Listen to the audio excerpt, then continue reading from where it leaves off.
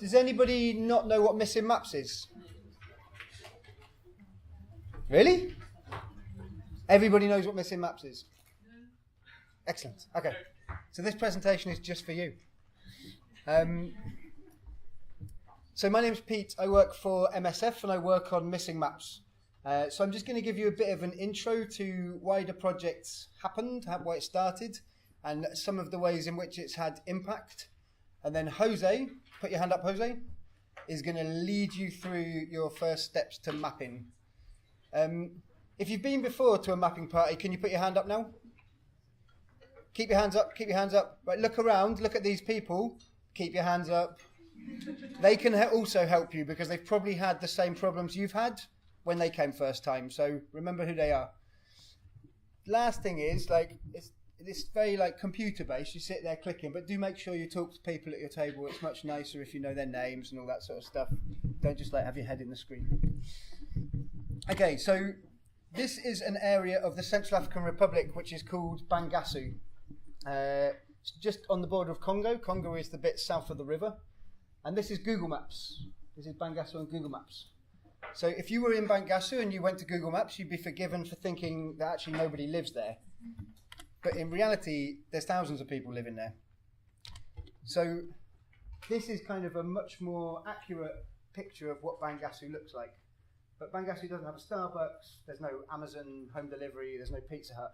So there's really no commercial reason for Google to map this area. But for the MSF team that work in the town of Bangassou and support rural health centres around, there's every reason to have these places mapped. And this kind of illustrates why the missing maps exists, because for lots of NGOs in the places they work, there are no accurate digital maps, or there are no accurate digital accessible maps. Like they might be privately held, or they might just not exist. And it surprised me quite a lot when I started this project to see that MSF teams use photocopies of hand-drawn maps to actually program their activities, which I was quite shocked at because we're a billion-dollar organisation working in 60 or 70 different countries, and we're using hand-drawn maps, and it's just because the maps don't exist in any other form. So these are the current kind of members of the missing maps, these particular NGOs. You probably know most of them. Car2NG, you probably won't know. They're a French humanitarian mapping organisation. And HOT, does everybody know who HOT is? No. Okay. So HOT are like the epicentre of missing maps. They're called the Humanitarian OpenStreetMap Team. And following the earthquake in Haiti in 2010, HOT didn't exist at the time. OpenStreetMap existed. Some OpenStreetMap guys saw it on the news and went to Haiti on OpenStreetMap and saw there was no data, and there was no data on Google either. And so they started mapping. They got satellite imagery and they started adding roads and buildings and neighbourhoods to OpenStreetMap. And actually there was quite a groundswell of contributions in terms of OpenStreetMap people, and the map became good enough in 72 hours that Search and Rescue were using it on their Garmin devices to find people in the rubble. And the OpenStreetMap people kind of realised that they had a good thing here, that they could use OpenStreetMap in humanitarian crises, and long story short, they formed HOT. And HOT have now mapped in response to loads of different natural disasters, the Ebola outbreak, the Nepal earthquake, Haiyan. They are a big community of mappers like you who respond to these kind of big BBC, CNN type emergencies. So the only difference between HOT and the Missing Maps is HOT is an organisation that is a member of the Missing Maps project. The Missing Maps isn't an organisation, it's a collaborative project. The problem with the HOT approach is that their mappers are motivated when they see something happen in the news. The problem for these NGOs is that most of the stuff they're responding to never makes the news. So no one is ever going to map Unity State in South Sudan or Bangassou or most of Congo because it will never be in the news. So the idea is to team up with HOT and map everywhere we need to map preemptively where we know there are humanitarian crises. Everybody with me? So the first part of this process is where you're sitting now. It's the remote mapping. So for some reason or another, you'll have a task in front of you today that an NGO needs mapping, If you look at the description on the task, there should be some information on why you're mapping that particular place. And this is the first stage of actually a 3-stage process. So you're going to lay the kind of groundwork for what will eventually be a complete map. And so you're going to take satellite imagery and you're going to trace the features you can see, and you're going to make a basic picture of what that bit of the world looks like. Once that's done, we actually take the data that you create and we go to the field and we work with local people, both local NGO workers and local members of the public. And you'll see in the hands of the guy on the right, he's got a printed out map. So they actually take that data on paper or on smartphones and they go out into the community and they add like the names of the roads or the names of the hospitals or where the neighbourhoods exist. So this actually adds a local dimension to these maps, which makes them more useful. After you guys have done your work, they're already a little bit useful. After they've done their work, they're a lot useful. So this is an old slide. We've had, I think, about 6,000 contributors to Missing Maps so far, and it's almost a bit of a pointless slide because these stats mean very little outside context, but it's in there anyway. It's an old presentation. So just a little bit where there's been impact. So back in February of last year, we had a mapping party at Accenture, and we mapped a slum and an industrial zone in Bangladesh. We then took that data to Bangladesh, and in fact, these guys are actually, this is from that project, and we added the local data and we mapped all the tanneries and factories. So the point of this was, Hazaribagh is one of the most toxic places on earth. It's basically the heartland of the manufacturing industry in Bangladesh, and the streets literally run with chemicals. So there's loads of toxic waste, toxic chemicals being used. There's very little in the way of personal protective equipment, and because of that, there's loads of illness.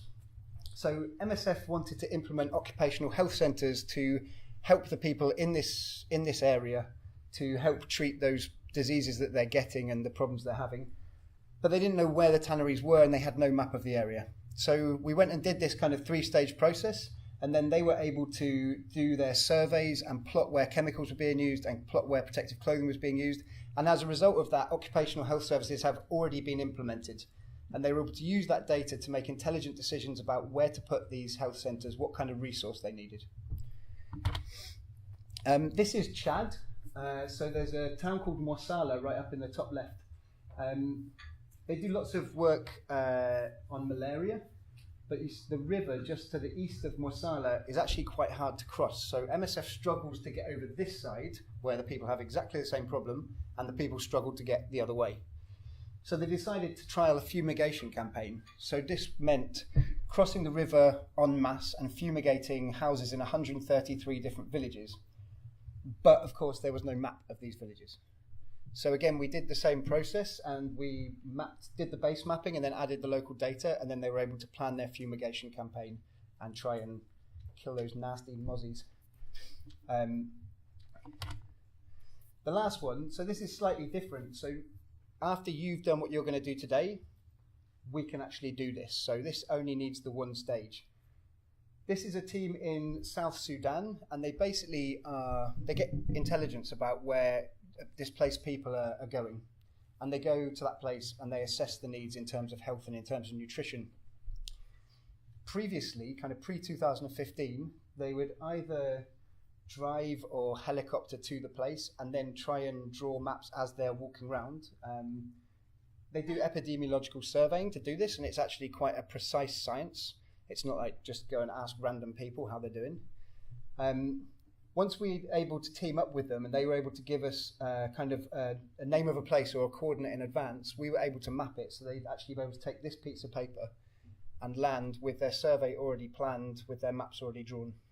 And so it meant they could reach much more people in the time they had, and it was a much better indication on the survey. And interestingly, these bits of paper all came back covered in scribbles where they added the local data anyway, because they were there and people were like, no, that's not called that village, that's called that village. So they actually ended up doing the 2nd stage of the process, which was quite nice. This is my favourite picture from Missing Maps. This is Mr. Pullin from Bangladesh, and it's just to say that Missing Maps is 99.999% of volunteers, and you are the heroes of the project, and your combined work is making all this stuff possible. And the examples I've shown you are few, and there are many around. So thank you very much for coming, and hope you enjoy it and come again and again and again and again. If you have any questions, feel free to ask anyone you see kind of floating around. Andrew from British Red Cross is over there, shaking hands with Robin, who's working at MSF. Jose knows stuff. Bruno on that table works at British Red Cross. Put your hand up, Bruno. He's actually going to Congo on the 16th of January to implement a cholera dashboard that was made using the data that Missing Maps volunteers contributed. Cool. So, a couple more things, just quickly. Quick clap for Linklaters for hosting us.